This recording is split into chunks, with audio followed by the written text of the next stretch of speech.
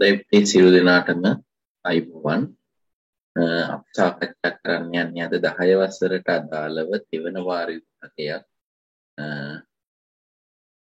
යොදුන් 2008 පැවැත්වුණ අවසාන 10 වසර වාර පරීක්ෂණයක් තමයි සාකච්ඡා කරන්න යන්නේ.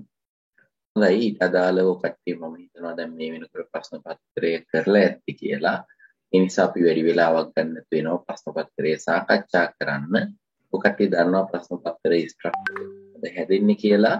ඔකට්ටියට බිස්නස් පාඩම් වලින් MCQ 16කුත් accounts පාඩම් වලින් MCQ 24කුත් තමයි ඔකට්ටියට මේ MCQ 40ට අදාළව හම්බෙන්නේ.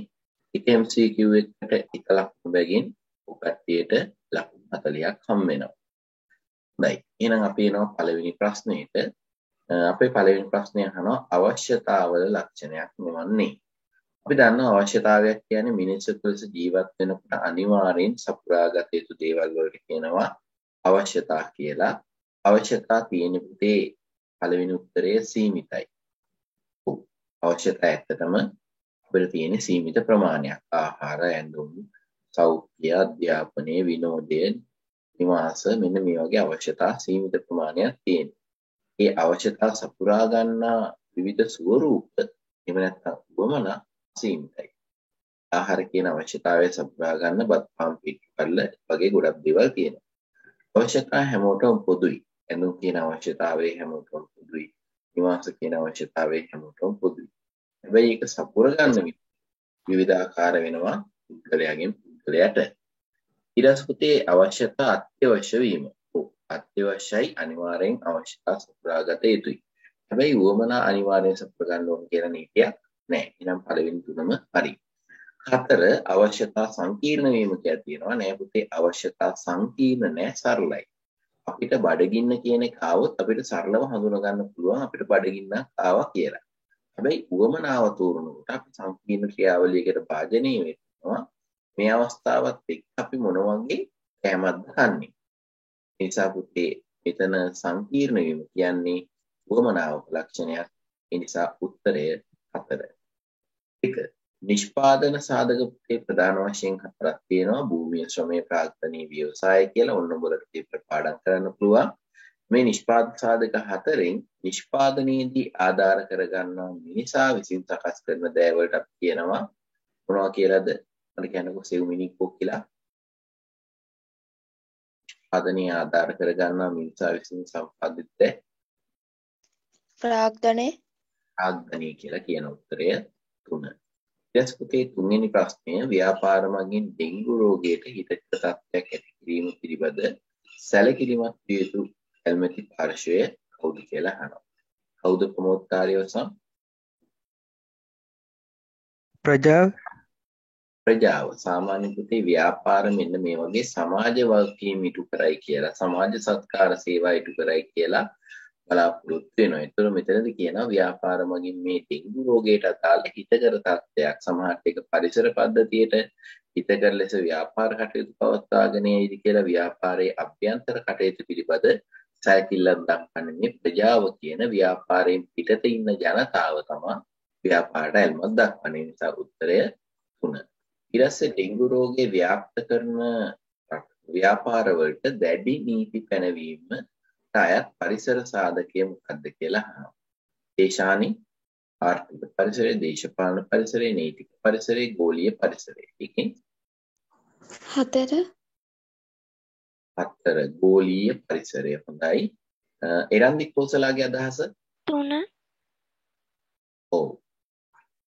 පුතේ මෙතන පොයින්ට් එක තමයි දැඩි නීති රීති පැනවීම. දඩ පැනවීම. එතකොට මේ දඩ ගහන්නේ පුතේ ඩෙන්ගු රෝගයට අදාළව ව්‍යාපාරවලට දඩ පනවන්නේ මොකෙන්ද? නීතික පරිසරය. නීති රීති පනවන්නේ නීතික පරිසරයෙන්. නිසා 4ට උදාල උත්තරය 3. ඔයාලා පුතේ හරි දාගෙන යන්න. ඊට පස්සේ මට WhatsApp එවලා තියන්න chat එකට ඔයාලගේ ලකුණු ප්‍රමාණය. ඊට පස්සේ පස්වෙනි ප්‍රශ්නය ව්‍යාපාරවලට තරකාරී ව්‍යාපාර බිහිවීම. ව්‍යාපාරවලට තරකාරී ව්‍යාපාරයක් බිහිවෙන එක ව්‍යාපාරට ශක්තියක්ද? එහෙම නැත්නම් දුර්වලතාවයක්ද? අවස්ථාවක්ද? එහෙම නැත්නම් තර්ජනයක්ද? අනුෂ්කා මාලි තර්ජනය. ඉතින් අපි මුලින්ම බලන්න ඕනේ මේක අභ්‍යන්තරද බාහිරද කියලා. එතකොට ව්‍යාපාර වලට තරකාරී බිහි වෙනවා කියන්නේ බාහිර පරිසර සාධකයක්. එතකොට අපිට ඇත්තටම තරකාරී කියනවා කියන්නේ බාහිර පරිසර සාධකේ වාසීද අවාසීද කියලා බලන්න ඕනේ. මේක අපිට අවාසියක්. තරකාරී කියනවා කියන්නේ අවාසියක්. එහෙනම් පුතේ මේක තර්ජනයක්. අපි දන්නවා ෂදු අත විශ්ලේෂණේ ෂදු පළවෙනි අකුරු දෙක අභ්‍යන්තර පරිසරේ. දෙවෙනි අකුරු දෙක බාහිර පරිසරේ. එහෙනම් මේක තර්ජනයක්. 4. 6 පොදු අංශයට අයත් ව්‍යාපාර සංවිධාන වන්නේ. පොදු අංශයට කියනවා රාජ්‍ය අංශය කියලා කියනවා. ඒක උත්තර 4 තියෙනවා පුතේ රාජ්‍ය සමාගම්, සමිති සංවිධාන, සමූපකාර, සංස්ථාපිත සමාගම්. සුපුන්. කියන්නකෝ 105 සුපුන්. පොදු අංශයට අයත් ව්‍යාපාරය. අමල්නා වින්දුනි රාජ්‍ය සමාගම් සර්. පොදු අංශයට අයත් වෙන්නේ පුතේ රාජ්‍ය සමාගම්. සමිති සංවිධාන කියලා කියන්නේ අපේ ගමේ මරණාධාර සමිතිය කියන්නේ පුතේ පෞද්ගලික අංශයක. ඒක ගමට විතරයි අදාළ. ඒකේ සමාජිකයන්ට විතරයි. මම කියලා තියෙනවා යාපනයේ මලගෙදරක් වුණොත් අපේ ගමේ හට් එක යවන්නේ නැහෙනි.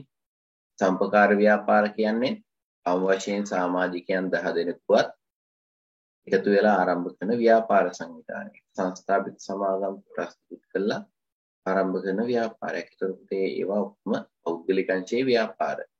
එන රාජ්‍ය අංශයේ නැත්නම් පොදු අංශයට ඇත් වෙන්නේ සමාගම්. උත්තරේ 1. 6 වෙනි ප්‍රශ්නයට.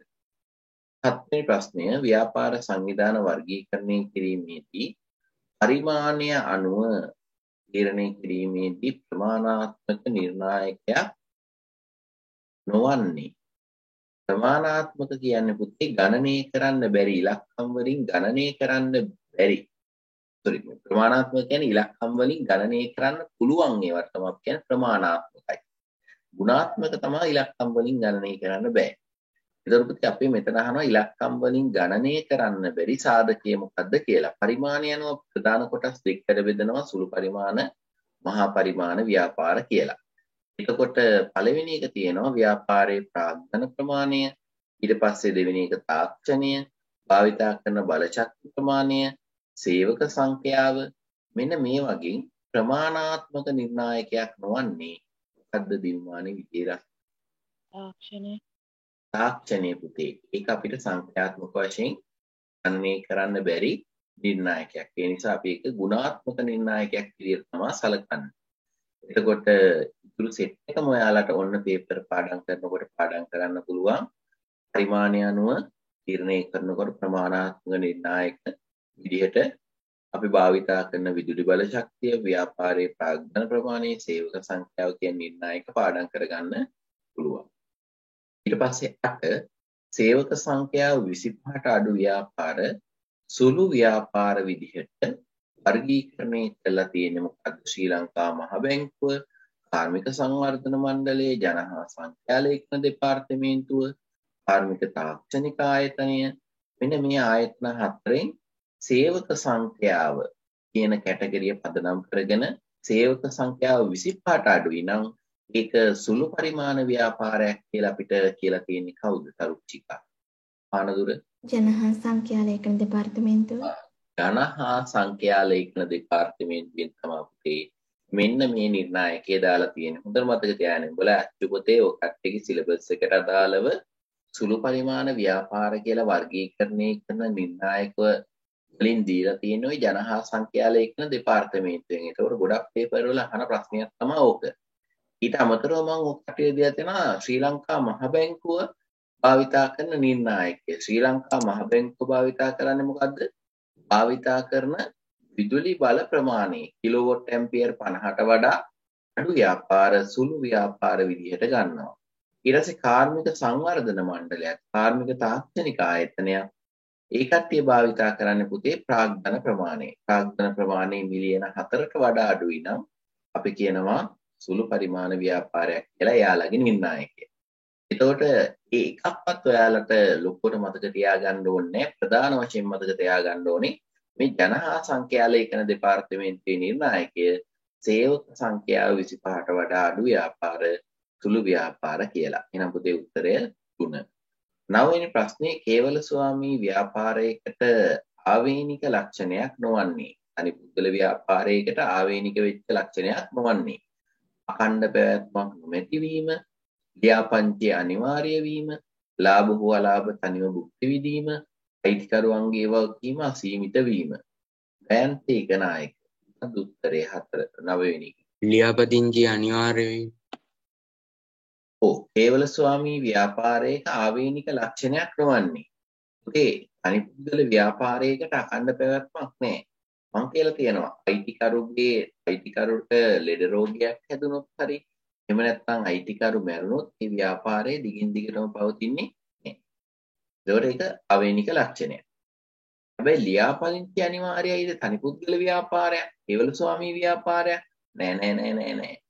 තනි පුද්ගල ව්‍යාපාර ලියාපදිංචි අනිවාර්ය නෑ. පෞල් ව්‍යාපාරත් එහෙමයි. ලියාපදිංචි අනිවාර්ය නෑ. හැබැයි අයිතිකරුවන්ගේ සම්පූර්ණ නමින් හැර වෙනත් ආරූඪ නාමයකින් පවත්වාගෙන යනවා නම් විතරක් අපි 1918 අංක 6 දන්න ව්‍යාපාර නාම ලියාපදිංචි කිරීමේ ආඥා පනතයර්ථී ලියාපදිංචි කිරීම අනිවාර්ය වෙනවා.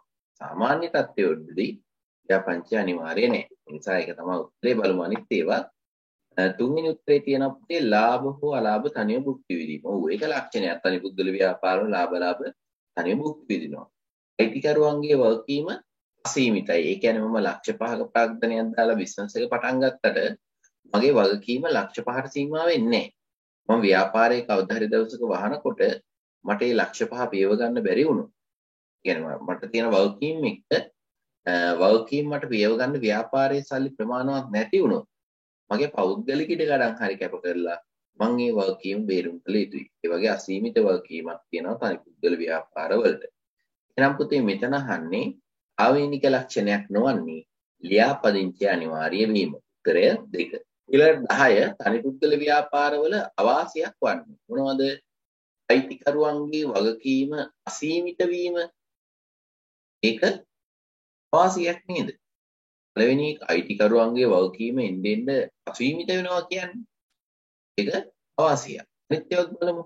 ඒවන සාමාන්‍ය බුද්ධියෙන් ගන්න පුළුවන් ඔයාලට.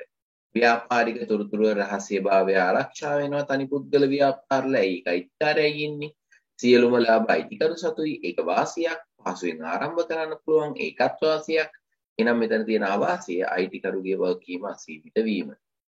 11 ප්‍රාග්ධනයේ රුපියල් 18 වැඩි නම් පෞල් ව්‍යාපාරයේ ලිඛිත ගිවිසුමක් යටතේ පවත්වාගෙන යන්න ඕනි කියලා සඳහන් වන්නේ මොන පනතින්ද? අපිට දීලා තියෙනවා පුතේ 2007 අංක 7 දන්න සමාගම් පනත, 1918 ව්‍යාපාර නාම ආඥා පනත, 1890 හවුල් ව්‍යාපාර ආඥා පනත, 1840 වංචා වැළැක්වීමේ ආඥා පනත. මට කියන්නකෝ මේකට දාල උත්තරය. ඔව්.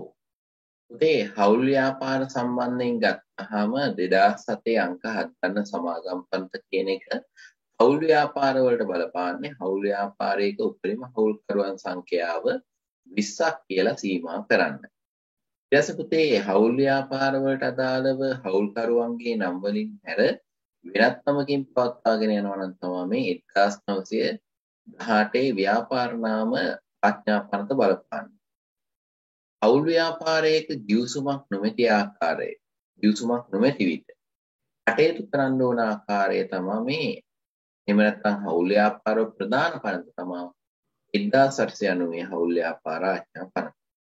ඊට අමතරව හවුල්කරුවන්ගේ හවුල් ව්‍යාපාරයේ පටන් ගන්නකොට ආරම්භක ප්‍රාග්ධනය රුපියල් 1000ක් හරි 1000ට වඩා වැඩි නම් අනිවාර්යෙන් ලිඛිත ගිවිසුමක් යටතේ ආරම්භ කළ යුතුයි කියලා අපිට පනවන පනත 1840 වංචා වැළැක්වීමේ ආඥා පනත. එනම් පුතේ උත්තරය 4.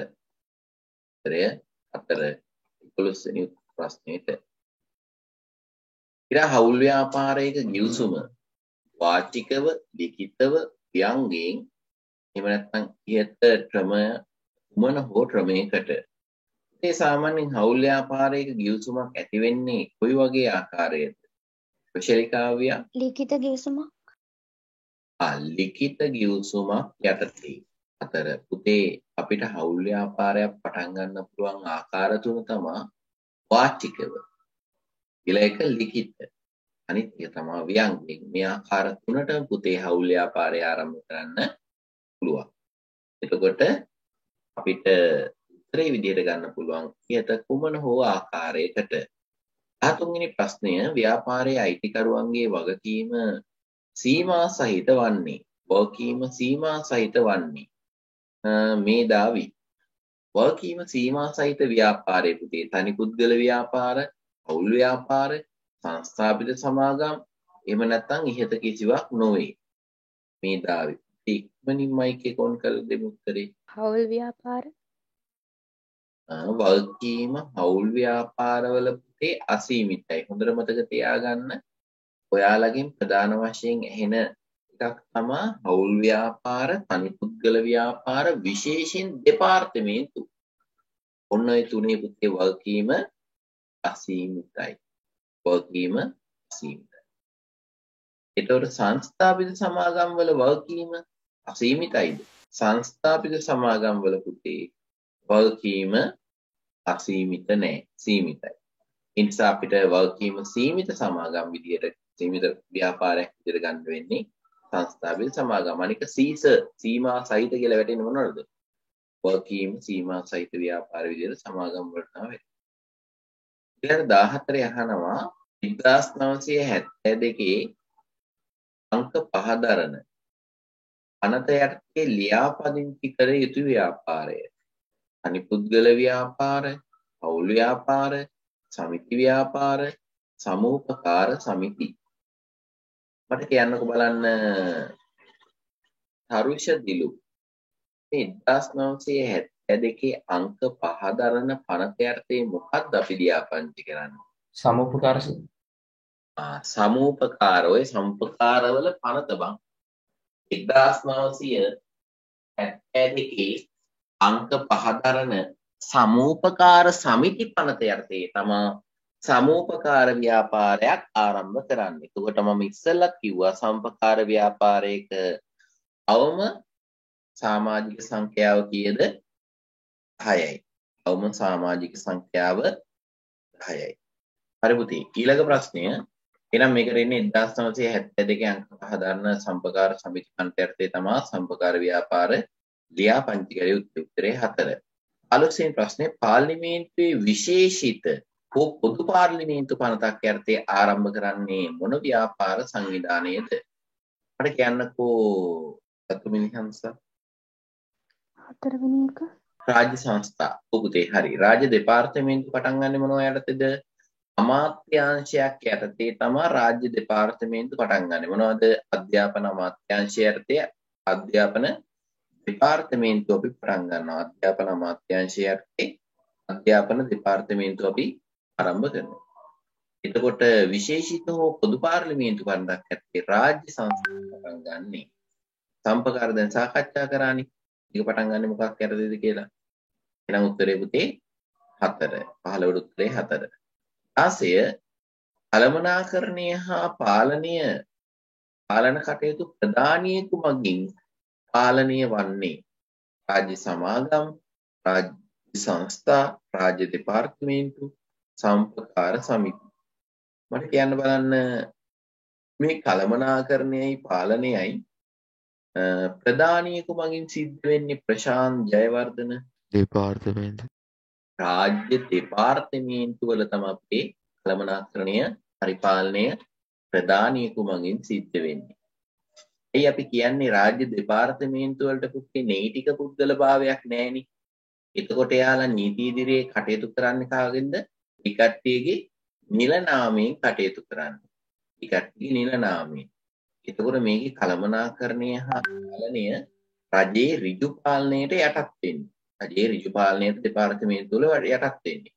එතකොට රජයේ ඍජු පාලනයට යටත් වුණාට ඒක පාලනය කරන්නේ ප්‍රධානියෙකු මගින්. එහෙනම් පුතේ උත්තරය 3. 17 අන්න පුතේ බලන්න බිස්නස් ප්‍රශ්න අන්න 16ක් ආවා. දැන් 17 වෙනි ප්‍රශ්නේ එකමස්.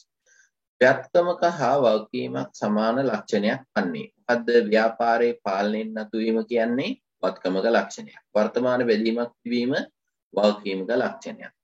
අතීත ගනුදෙනුවක හෝ සිදු ප්‍රතිමය අතීත ගනුදෙනුවක ප්‍රතිඵලයක් ලෙස ඇතිවීම මොකද්ද? වත්කමකයි වගකීමකයි දෙකතම තියෙන ලක්ෂණ. දෙකේම තියෙන ලක්ෂණ. එන බුද්ධ උත්තරය 3. ව්‍යාපාරයක ආදායම් විහිවන නිවැරදි සමීකරණය වන්නේ. අපි දන්නවා ආදායම් විහිවන සමීකරණය දැන් මෙතන පේනවා පුතේ ලාභය සමානයි ආදායම් ධන වියදම්. ආදායම් සමානයි ලාභය ඍණ වියදම්. මේ වගේ සූත්‍ර ටිකක් දීලා තියෙනවා. එහෙනම් මේ ලාභය හා සම්බන්ධ ඒවානේ. ඒතකොට සාමාන්‍යයෙන් අපි ලාභය කියන එක ගණනය කරන්නේ කොහොමද? ලාභය කියන එක ගණනය කරන්නේ කොහොමද? මට කියන්න ලාභය හොයන්නේ කොහොමද? ව්‍යාපාරයේ ආදායම් වලට වියදම් එකතු කරලාද? එහෙම නැත්නම් ආදායම් වලින් වියදම් අඩු කරලාද? එහෙම නැත්නම් ආදායම් වියදම් වලින් බෙදලාද? මට කියන්න බලන්න තරංග මදුෂාන්. ඉතින් අපි ව්‍යාපාරවල ලාභය ගණනය කරන්නේ කොහොමද? ආදායම් වලින් වියදම් අඩු කරලා. ආදායම් වලින් වියදම් අඩු කරලා. එහෙනම් පුතේ ලාභය සමානයි ආදායම් ඍණ වියදම්. ආදායම් ඍණ වියදම්. එහෙනම් අපි ගන්නවා අපිට දැන් ආදායමනේ හොයාගන්න ඕනේ. එහෙනම් ලාභයට ආදායම් හොයාගන්න නම් මොකද කරන්නේ? ආදායම් තනි කරන්න ඕනේ. ආදායම් තනි කරන්න මොකද කරන්නේ? වියදම් අයින් කරන්න ඕනේ. ඍණ වියදම සමාන ලකුණෙන් මේ පැත්තට දැම්මම මොකද වෙන්නේ? ධන වියදම් වෙනවා. අන්න එතකොට ආදායම් තනි වෙනවා පුතේ. ඒක උත්තරේ මොකද්ද? ලාභය ධන වියදම් සමානයි ආදායම්. අපි ඒක නිකන් උත්තරයක් ආදේශ කරලා බලමු. සාමාන්‍යයෙන් ලාභයෙන්නේ ආදායම තියෙනවා 50000ක්. වියදම තියෙනවා 30000ක්. එහෙනම් පුතේ ලාභය කීයද? 20000යි. ලාභය 20000යි. එහෙනම් මේ ආදායම් හැදෙන්නේ කොහොමද? වියදම් තියෙනවා 30000ක්, ලාභය තියෙනවා 20000ක්. ඒ දෙක එකතු කරපුවාම ආදායම් 50000ක් හැදෙනවා. එහෙනම් උත්තරය මොකද්ද? උත්තරය ආදායම් සමානයි ලාභය ධන වියදම්. උත්තරය 18ට 3. උත්තරය 18ට 3. අපෙන් අහනවා පුතේ පස්සදන් තොරතුරු යොදා ගනිමින් 19 20 21 ප්‍රශ්න වලට පිළිතුරු සපයන්න කියලා කියනවා. ලකී තම ව්‍යාපාරයේ පහතවත්කම් යෙදවිය කියලා කියනවා. මොනවාද? ලීබඩු මෝටරත ගොඩනැගිලි මුදල් යන්ත්‍ර. ඊට තොරතුරු අනුව ලකීගේ ව්‍යාපාරයේ හිමිකම වන්නේ කීයද කියලා අහනවා. අපෙන් අහනවා හිමිකම කීයද කියලා. එහෙනම් පුතේ ලකී නම් මේ වත්කම් ටික යෙදුවේ එයාගේ හිමිකම මේ වත්කම් වල එකතුව. මේ සියලුම වත්කම් වල එකතුවට කියනවා අපි එයාගේ හිමිකම කියලා. කියනවා ලකී තම ව්‍යාපාර පහත වත්කම් යෙදවිය. ඒ කියන්නේ මේ සෙට් එකම දාලා තියෙන ලකී කියන අයිතිකාරයා. එහෙනම් පුතේ 10000යි 40000යි 50000යි 50000යි ලක්ෂ 5යි 550යි 550යි 30000යි 580යි 580යි 20යි 580යි 20යි 600යි. එහෙනම් පුතේ මේ ව්‍යාපාරයේ හිමිකම ලක්ෂ 6යි. ඊට පස්සේ ලකී බැංකුවට බැංකුවට රුපියල් ලක්ෂයක් ගෙවීමට තිබුණේ නම් හිමිකම කීයද කියලා අහනවා. ලකී බැංකුවට රුපියල් ලක්ෂයක් ගෙවීමට තිබෙනම් හිමිකම කීයද කියලා අහනවා. එහෙනම් පුතේ දැන් එයාගේ හිමිකම තිබ්බා. එයා ගෙනාපු හිමිකම තිබ්බා ලක්ෂ 6ක්. එයා ලක්ෂයක් ඒකෙන් ගෙවුවොත් එයාගේ හිමිකම කීයද වෙන්නේ? ලක්ෂ 5යි. උත්තරය 3. විසර උත්තරය 3. 21 ලකී තම මුදල් අය කැමි ලෙස පැමිලා ව්‍යාපාරයට බදවා ගැනීමේදී රුපියල් 50000ක් ඇප මුදලක් ගන්නා ලදී. මේ අනුව බිහි වූ සේව කැපගිණුම වත්කම් ගිණුමක්ද, වගකීම් ගිණුමක්ද, ආදායම් ගිණුමක්ද? එහෙම නැත්නම් වියදම් ගිණුමක්ද? මේ කැෂියර් එකට සේවිකාවක් බදවගෙන. ඒතකොට කැෂියර් එකේ සේවිකාව බදව ගන්නකොට පුතේ විශ්වාස නැහෙනේ. ඒ නිසා අපි යාගෙන් මුදල් අප මුදලක් ඉල්ල ගන්නවා. අපේට සල්ලි ප්‍රමාණයක් එයාගෙන් ගන්නවා. එතකොට ඒ අප මුදල අපිට වත්කමක්ද, වගකීමක්ද, ආදායමක්ද, වියදමක්ද කියලා අහනවා. මම කියනවා කලිදු. මේක මොකද්ද පුතේ? වියදම නේද? පූර්ණ වගකීමද? වගකීමක්.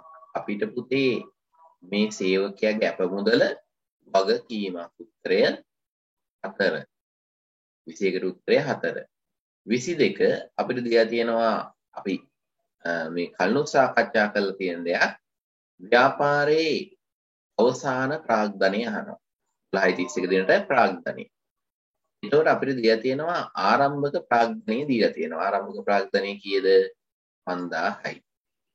ඒකට අපි එකතු කරනවා පුතේ කාල පරිච්ඡේදයේ ආදායම් 90000ක් එකතු කරනවා. ඊට පස්සේ ඒකට එකතු කරන අතිරේක ප්‍රාග්ධනය 35000ක්. අතිරේක ප්‍රාග්ධනය 35000ක්. කාල පරිච්ඡේදයේ වියදම් අඩු කරාට පස්සේ එල්ලි තිබ්බොත් එකත් අඩු කරාට පස්සේ පුතේ අපිට 22 වෙනි ප්‍රශ්නයට අදාළ හිමිකම එනවා. අවසාන හිමිකම එනවා. කීයද? 75000ක් එනවා. උත්තරය 4. උත්තරය 4. ඔයාලා පුතේ ওই සයිඩ් එකෙන් උත්තර ටික ලියා ගන්න. හදන විදිය දන්නේ නැති අය ලියා ගන්න. දැන් පහත් සඳහන් ගිණුම් වතුරෙන් හිමිකම් ගිණුමක් වන්නේ බැංකු ණය ගිණුම, විකුණුම් ගිණුම, ණය ගැටි ගිණුම, ගැන්ලි ගිණුම. සනෙත් පොතුවිල. පුතේ මෙතනින් හිමිකම් ගිණුම මොකක්ද?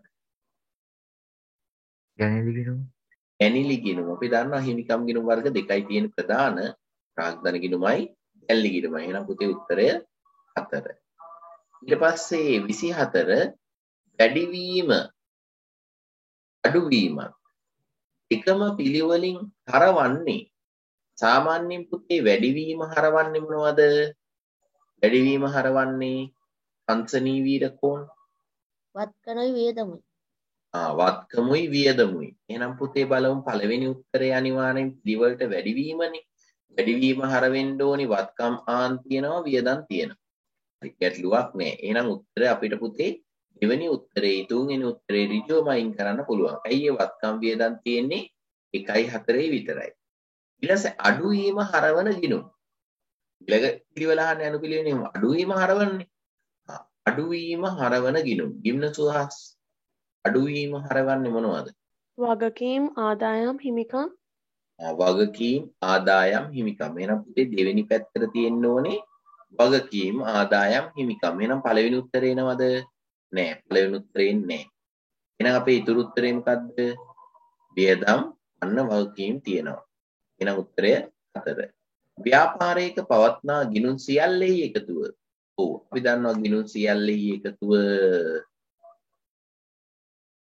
සමත්ත නෙත්මින. ගිණුම් සියල්ලෙහි එකතුවට මොකද්ද කියන්නේ පුතේ? ලෙජර. ලෙජරය. ගිණුම් සියල්ලෙහි එකතුවට අපි කියන්නේ ලෙජරය කියලා. උත්තරය 4. 26 පොදු ජර්නලයේ මූලාශ්‍ර ලියවිල්ල වන්නේ ඒක අපි දන්නවා ජර්නල් වවුචරය. උත්තරය 1. 27 අනෙකුත් ජර්නල් අතරින් මුදල් පොතේ ඇති විශේෂතාවය වන්නේ ලදු පොතක් නිසා නෑ. මුදල් පොත කියන්නේ මූලාශ්‍ර ලේඛනයක් නෙවෙයි පුතේ. මුදල් පොතේ මූලාශ්‍ර ලේඛනයක් තමයි ලදු පොත. ලදු පොතක් නෙවෙයි මුදල් පොත කියන්නේ. ඊට පස්සේ ණයට ගැනුම් සටහන් නොකරන නිසා නෑ. ඒක විශේෂතාවයක් නෙවෙයි. ගිණුමක කාර්ය පමණක් ඉටු කරන නිසා නෑ. මුදල් පොත කියන්නේ පුතේ දිත්කාරයන් ඉෂ්ට කරන මූලික සටහන් පොත. මොනවද දිත්කාරයන්? මූලික සටහන් පොතක කාර්යයයි ලෙජර් ගිණුමක කාර්යයයි.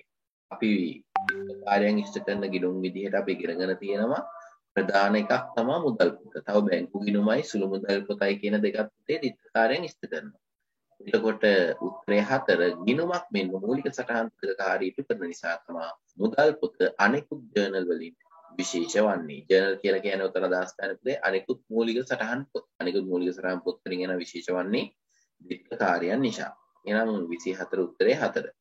28 ණය ගැටියකු නිමල් රුපියල් 21340ක් ලද අතර එම මුදල ලැබීමේදී 100%ක වට්ටමක් අඩු කර ගන්නා ලදී. මීට අදාළව දුන් වට්ටම වන්නේ හරි. වට්ටම අඩු කරන්න පෙර වට්ටම අඩු කරන්න පෙර ඊට පස්සේ වට්ටම ඊට පස්සේ වට්ටමට අඩු කරන්න පෙර තිබ්බ එකෙන් වට්ටම අඩු කරාට පස්සේ අපිට හම්බ වෙනවා වට්ටම අඩු කරාට පසු වටිනාකම හම්බ වෙනවා. වට්ටම අඩු කරාට පසු වටිනාකම හම්බ වෙනවා. එනම් පුතේ සාමාන්‍යයෙන් වට්ටමක් අඩු කරන්න කලින් 100% ප්‍රතිශතය තියෙනවා. 100% ප්‍රතිශතය තියෙනවා. මේ ගානට අදාළව තියෙන වට්ටම කීයද? 103යි. එනම් පුතේ 100%ක් තිබ්බ වටිනාකමෙන් 103ක වට්ටමක් අඩු කරාට පස්සේ එන්නේ කීයක්ද? 197යි. 197ක් එනවා. එතකොට අපිට මේ 197 දීලා තියෙනවා. බලන්න. එතන කියනවා ණය ගැතිය වූ නිමල්ගෙන් 21340ක් ලද අතර. එහෙනම් ලද කියන්නේ පුතේ වට්ටම අඩු වුණාට පස්සේ නිමල්ගෙන් හම්බෙන්නේ. වට්ටම අඩු වුණාට පස්සේ මුදල. හරිද? එහෙනම් වට්ටම අඩු වුණාට පස්සේ මුදල 21340යි. එහෙනම් අපි යනවා 21340යි. එහෙනම් පුතේ මේ වට්ටම අඩු වුණාට පස්සේ ගාන 21340 කියන්නේ 97ක් තියෙන්නේ. අපෙන් අහන්නේ වට්ටම. එහෙනම් වට්ටම හොයාගන්න මොකද කරන්නේ? 21340 අපි බෙදනවා කීයෙන්ද? මේ 21340 කියන්නේ 97ක් නේ. 97න් බෙදනවා. ඊට පස්සේ වැඩි කරනවා කීයෙන්ද? 100ට 3. වට්ටම හොයාගන්න වැඩි කරනවා 103. අපිට වට්ටමට පෙර වටිනාකම හොයාගන්න මොකද කරන්නේ? 21340 බෙදනවා කීයෙන්ද? 97න්. ඒක වැඩි කරනවා කීයෙන්ද? 100. වට්ටමට පෙර හොයාගන්න. එහෙනම් පුතේ අපේ ප්‍රශ්නේ ඇවිල්ලා වට්ටම කීයද කියලානේ. එහෙනම් වට්ටම අපිට කීයක් එනවද? 21340 97න් බෙදලා 3න් වැඩි කරපුවාම ඔයාලට උත්තරේ එනවා කීයක්ද? උත්තරේ එනවා කීයක්ද? 660ක්. 660ක් එනවා. ඊට පස්සේ රිපීට් ගිහින් බලන්න. කොහොමද රිපීට් යන්නේ? මුදලින් ලද මුදල කීයද? 21340යි. වට්ටම දැන් අපිට ආවා 660ක්. එහෙනම් මේ 660යි 21යි 340යි එකතු කරපුවාම මුළු මුදල එනවා කීයද? 22000. එහෙනම් 22000න් 100ට 3ක් අඩු කරාට පස්සේ නැවත 21340 එනවද කියලා බලන්න. 22000නේ මුළු වටිනාකම 100%. වට්ටම අඩු කරන්න පෙර. එහෙනම් ඒ 22000න් 100ට 3ක් අඩු කරාට පස්සේ බලන්න අර ගාන එනවද? එහෙනම් ඔයා හරි. ඊට පස්සේ පුතේ 29 ණය හිමියෙකු රුපියල් 3000ක මුදලක් මුදල් වට්ටම් ණය හිමියන්ට මුදල් ගෙවීමේදී ලද අතර ඊට අදාළ දිස්සටහන වන්නේ. අපි දන්නවා පුතේ ණය හිමියට මුදල් ගෙවනකොට ණය හිමි වටිනාකම හර වෙනවා. එතකොට ණය හිමි ගිණුම හර ලද වට්ටම් කියන්නේ ආදායම වැඩි ධර්මය බැර ලද වට්ටම් ගිණුම බැර. එහෙනම් උත්තරේ 1.29ට. එය සමන්මලීගේ ව්‍යාපාරයේ 2018 ඔක්තෝබර් මාසය සඳහා ලබා දුන් සුළු මුදල් අග්‍රිමේ වටිනාකම සුළු මුදල් අග්‍රිමයෙන් 850ක වියදමක් දරා ඇති අතර එහෙනම් පුතේ මේ 10 වෙනි මාසේ දරලා තියෙන වියදම කීයද? 850යි. 850ක වියදමක් දරලා තියෙනවා. ඒ 850ක වියදමක් දරුවට පස්සේ අතේ ඉතිරි වූ මුදල 650යි.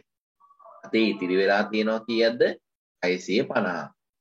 එහෙනම් මට කියන්න බලන්න මේ ව්‍යාපාරයේ අග්‍රිමේ කීයද? අග්‍රිමේ කීයද? අංශනී වීරකෝන් අග්‍රිමේ වියදම් කරලා තියෙනවා 850ක් අතේ ඉතිරි වෙලා තියෙනවා 650ක ශේෂයක්. එහෙනම් මේ ව්‍යාපාරයේ අග්‍රිමය 1500යි සර්. 1500යි. හැබැයි අපෙන් අහන්නේ වෙන ප්‍රශ්නයක්.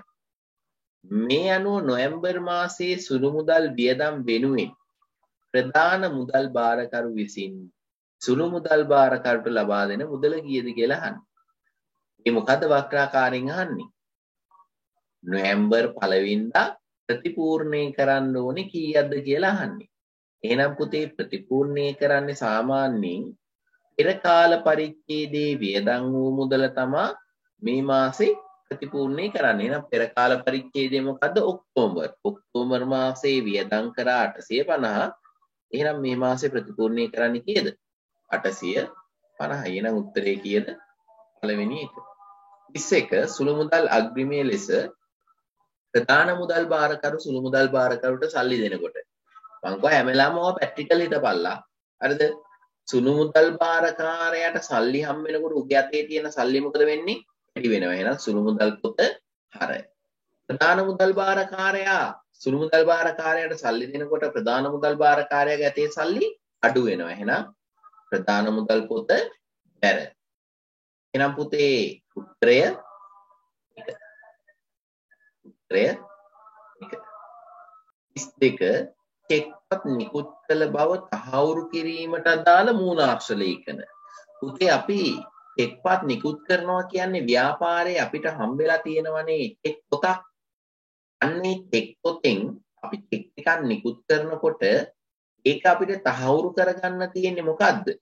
පිළිපත. අර චෙක් එකේ ඉතුරු කොටස තමයි අපිට චෙක් එකක් නිකුත් කරාද නැද්ද කියලා හොයාගන්න තියෙන සාක්ෂිය. විවිධ සාක්ෂිය පිළිපත. මොකද උත්තරේ 2. අර ටිකට් පොත වගේ තියෙන්නේ. එකෙන් ටිකට් එක වගේ අර චෙක් එක කල්ලා දුන්නාට පස්සේ ඉතුරු වෙන කොටස තියෙන්නේ. ඒක තමයි අපි පිළිපත කියලා කියන්නේ. 33 බැංකු අයිරා පහසුකමක් බැංකුවෙන් ලබා ගැනීමට නම් පුද්ගලයෙකුට මොකද්ද තියෙන්න ඕනේ? ජංගම ගිණුමක් පැවතිය යුතුයි. ජංගම ගිණුමක් තියෙන්න ඕනේ. 34 ව්‍යාපාරයක් තම බැංකු ගිණුම සංශෝධනය කිරීමේදී ඊට ඇතුළත් නොකරන අයිටම. අන්න පුතේ ඔයාලට වැදගත් කොටසක්. බැංකු ගිණුම සංශෝධනය කරද්දී ඉන්නේ නැති ප්‍රධාන කාරණා දෙකක් තියෙනවා. මොනවද? ඉන්නේ නැති ප්‍රධාන කාරණා දෙකෙන් එකක් මෙතන තියෙනවා. මොනවද? නිකුත් කළ ගෙවීමට ඉදිරිපත් නොවු චෙක්පත්. අන්න ඒක ඉන්නේ. අනිත් එකත් පුතේ ලියා ගන්න. තැන්පත් කළ නමුත් උපලබ්ධ නොවු චෙක්පත්. එහෙම නැත්නම් නිෂ්කාශනයේ නොවු චෙක්පත්. ඔන්න ඔය දෙක බැංකු ගිණුම සංශෝධනය කරලා තියෙන්නේ. මේ දෙක එන්නේ මොකේද? බැංකු සැසඳුම් ප්‍රකාශයට. උතර මතක තියාගන්න. බැංකු ගිණුමේ සටහන් වෙච්ච නැත්නම් අන්න සංශෝධනය කරනවා කියන්නේ මොනවද? අලුත් කරනවා. අපි දැන් ඔයාගේ ලකුණු එකතු කරගෙන ගියාට පස්සේ එක ලකුණක් මට මිස් වෙනවා. ඊට පස්සේ ඔයා ආයෙත් පේපරේ උස්සන් ඇවිල්ලා ඔයාගේ ලකුණු සංශෝධනය කරලා දෙන්න කියලා වෙනස් කරලා දෙන්න කියන. ඒතකොට අර එකතු වෙච්ච නැති ලකුණු ටික අපි යාට එකතු කරලා දෙනවා. ඒ වගේ පුතේ බැංකු ගිණුමේ සටහන් කරනකොට සටහන් වෙච්ච නැති ලාභාංශය මොකද කරන්නේ? අපිට සංශෝධනය කරන්න වෙනවා. ඒකට දාන්න වෙනවා. සටහන් වෙලා නැහෙනේ. බැංකු ගිණුමේ සටහන් වූ ණය ගැටි ප්‍රේෂණය එකත් සටහන් වෙලා නැහැ නේද? එහෙනම් සංශෝධනය කරන්න ගන්න වෙනවා. බැංකු ගිණුමේ එකතු කරද්දි සිද්ධ වෙච්ච වැරදි එහෙනම් ඒකත් සංශෝධනය කරන්න ගන්න වෙනවා. එහෙනම් පුතේ සංශෝධනය කරන්න ගන්න නැත්තේ මොකද්ද? නිකුත් කළ නමුත් ගෙවීමට ඉදිරිපත් නොවු චෙක්පත්. උත්තරේ 4. ඒ කියන්නේ මොකේද? බැංකු සැසඳුම් ප්‍රකාශයට. ඊට පස්සේ 35 පට්ලේසි ගානක්. මොකද්ද? ප්‍රතිග්ගේ ව්‍යාපාරයේ 2018 ඔක්තෝබර් මාසයේ ගණන ටික දියා තියෙනවා. රාණි, ලාලි, ලීලි. යාළගේ ශුද්ධගේ දියා තියෙනවා. ශුද්ධගේ කියන්නේ මොකද්ද පුතේ උතන? ශුද්ධගේ කියන්නේ අර ඉන්වොයිස් වටිනාකමෙන් නැත්නම් ලකුණු පළමිලෙන් වෙළඳ වට්ටම අඩු වුණාට පස්සේ තියෙන ගාන තමයි උතන ශුද්ධගේ කියලා කියන්නේ. හරිද? ඊට තොරතුරු අනුව රිතික්ගේ ව්‍යාපාරයේ 2018 10/31 දින ගැනුම් ජර්නලයේ ගැනුම් ගිණුමට යන අගය කීයද කියලා. එහෙනම් පුතේ මේ තුනේ එකතු ඉතින් මේ ණයට ගැනුම් තුනේ එකතු වෙන ගැනුම් ජර්නලයේ එකතුනේ යන්නේ. එතකොට ওই තුනේ එකතු කීයක් එනවද අපිට? 35 වෙනි එකට දාලව උත්තරය 4,48,000ක් එනවා ওই තුනේ එකතුව. ඒක තමයි ගැනුම් ගිණුමේ හරට යන්නේ. ගැනුම් ගිණුමේ හරට යන්නේ 48,000ක්. ඊට පුතේ 36 විකුණුම් ජර්නලයේ සටහන් කරන්නේ. අපිට විකුණුම් කොහේ සටහන් කරන්නේ? මුදල් පොතේ. සියලුම ණයට විකුණුම් හා ගැනුම් දානවද? නෑ විකුණුම් ජර්නලයේ ඔක්කොම දාන්නේ නෑ. ණයට ගැනුම් දානවද විකුණුම් ජර්නලයේ? නෑ. නැවත විකිණීමේ පරමාර්ථයෙන් මිලදී ගත් භාණ්ඩ ණයට වික්කොත් තමයි පුතේ අපි විකුණුම් ජර්නලයේ දාන්නේ. අපි දන්නවා විකුණුම් ජර්නලයේ දානකොට ප්‍රධාන කොන්දේසි දෙකක් බලපානවා. එකක් නැවත විකිණීමේ පරමාර්ථයෙන් අරන් තියෙන්න ඕනේ. අනිත් එක ණයට විකුණලා තියෙන්න ඕනේ. ඔන්න ඔය කොන්දේසි දෙක සම්පූර්ණ වෙනවා නම් විකුණුම් ජර්නලයේ දානවා. ඊට 37 ගිණුම් කරන මෘදුකාංග පැකේජයක් වන්නේ. Windows කියලා එකක් තියෙනවද බං? නෑ Windows කියන්නේ කම්පියුටර් වල තියෙන මේවානේ. ඊට පස්සේ PowerPoint DOS නෑ මෘදුකාංගයේ මොකද්ද? Sage QuickBook ඔන්න ඔයගේ පැකේජ් තමයි පුතේ ගිණුම් කරන්නේ. අපි account සදන්න ගන්න මෘදුකාංග Sage. උත්තරේ 4. 38 ශේෂ පිරික්සුම පිළියෙල කිරීමේ අරමුණ වන්නේ. ලාභය ගණනය කරන්න නෑ. ශේෂ පිරික්සුමෙන් ලාභය හොයන්න බෑනේ. වත්කම් වගකීම් වලට සමාන කරන්න නෑ. උත්තරේ මතක තියාගන්න. අපි පුතේ ශේෂ පිරික්සුමක් තුලණය වුණා කියලා අපි ගණන් ටික හරියට හැදුවා කියලා කියනවද? නෑ.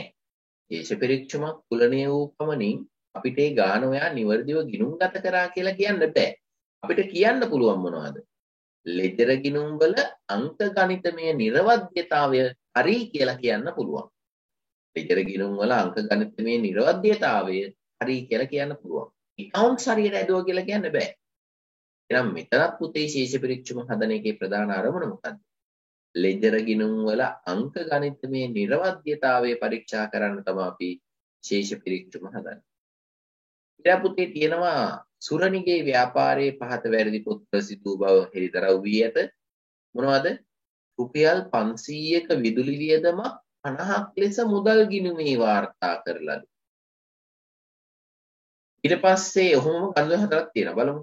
අපෙන් අහන්නේ පුතේ ඉහත තොරතුරු පළවෙනි 39 වෙනි ප්‍රශ්නය. ඉහත තොරතුරු අනුව ශේෂ පිරික්සුමේ හෙළිදරව් වන වැරද්ද. අපි පුතේ ශේෂ පිරික්සුමට යවන්නේ දිත්ත සටහන්නේ. එතකොට ඔයාලට මම මේ සරලව කියලා දෙන්නේ. කියන්නේ කිසිම අර ගිණුම් කරන්නේ වැරදි නිවැරදි කියන පාඩමට අදාළව සම්බන්ධයක් නැතුව සරලව ඔකට ඉර ගහ ගන්න පුළුවන් වෙන තමයි මම මේ කියන්නේ. හරිද? එතකොට ශේෂ පිරික්සුම කියන එක දැන් ඔයාලා දන්නවා. ශේෂ පිරික්සුම අපි දිත්ත සටහන් රීතීන්ට අනුව ලෙජර් ගිණුම් වලට පිටපත් කරාට පස්සේ ඒ වගේ තුලනය කිරීම කරනවා. තුලනය කරාට පස්සේ ඒ වගේ ඉදිරියට ගෙන ශේෂය අපි දානවා මොනවටද? ශේෂ පිරික්සුමට දානවා. ඊගේ ශේෂය. එතකොට පුතේ මේ ශේෂ පිරික්සුමේ ඉදිරියට ගෙන ශේෂය ඇවිල්ලා තියෙන්නේ දිත්ත සටහන් රීතීන්ට අනුව. එතකොට දිත්ත සටහනේ මොකක් හරි ගැටලුවක් වුණොත් ඒ කියන්නේ අපි හිතමුකෝ අපි වැටුප් ගෙවනවා කියලා 5000ක්. එතකොට දිත්ත සටහන මොකද්ද? වැටුප් ගිණුම හර මුදල් පොත බැර. හැබැයි අපි වැටුප් 5000 ගෙවන එක වැටුප් ගිණුමේ 500ක් කියලා දාගෙන. නැත්නම් අපි වැටුප් ගිණුමේ දාලා නැහැ. මුදල් පොතෙන් අඩු කරලා විතරයි. එහෙනම් පුතේ වැටුප් ගිණුමේ දාන්නේ හරටනේ. එහෙනම් වැටුප් ගිණුමේ හර සටහන අපි දාගෙන නැහැ කියන්නේ ශේෂ පිරික්සුමේ හර පැත්තේ වෙනසක් එනව නේද? ඊට හිතන්න බැංකු ණයක් ගත්තා කියලා. මුදල් පොත හර බැංකු ණය ගිණුම බැර. එතකොට මුදල් පොත හර වෙනවා සල්ලි වැඩි වෙන නිසා වගකීම් වැඩි වෙන නිසා බැංකු ණය ගිණුම බැර වෙනවා. එතකොට අපි හිතමු ඒක මුදල් පොතේ වාර්තා වෙලා නැහැ. බැංකු ණයක් ගත්ත එක රුපියල් ලක්ෂ 2ක බැංකු ණය මුදල් පොතේ වාර්තා වී නැත. එහෙනම් පුතේ බැංකු ණය ගිණුමේ බැර සටහන වාර්තා වෙලා ඒක ශේෂ පිරික්සුමට යනවා. හැබැයි හර පැත්තේ සටහන් වෙලා නැහැ නේද? ඒ මුදල් පොතේ දාලා නැහැ කියන්නේ. අන්න එහෙම ශේෂ පිරික්සමෙන් හෙළිදරව් වන වැරදිත් තියෙනවා. හෙළිදරව් වෙන්නේ නැති වැරදිත් තියෙනවා. මොනවද හෙළිදරව් වෙන්නේ නැති වැරදි? ඔන්න එකක්. අරගත්ත බැංකු ණය රුපියල් ලක්ෂ 2 රුපියල් 20000ක් ලෙස ගිණුම් වල දාලා. ඒතකොට ඩබල් එන්ට්‍රියම දාලා තියෙන පුතේ 20000ක් කියලා. ලක්ෂ 2 ඩබල් එන්ට්‍රි යන්න ඕනේ. හැබැයි 20000 තමයි ඩබල් එන්ට්‍රි දාලා තියෙන්නේ. ඊට වැටුප් ගෙවනවා රුපියල් 5000 අදාළ ගිණුම් දෙකෙහි රුපියල් 500 බැගින් වාර්තා කිරීම. ඒතකොට අපිට හොයාගන්න පුළුවන් දෝෂයක් වුණා කියලා නෑ. ගාන බැලන්ස් වෙනවා. ඒවට කියනවා මොනවද? ශේෂ පිරික්සුමෙන් හෙළිදරව් නොවන දෝෂ කියලා කියනවා. හරිද? දැන් අපි එනවා පළවෙනි එක.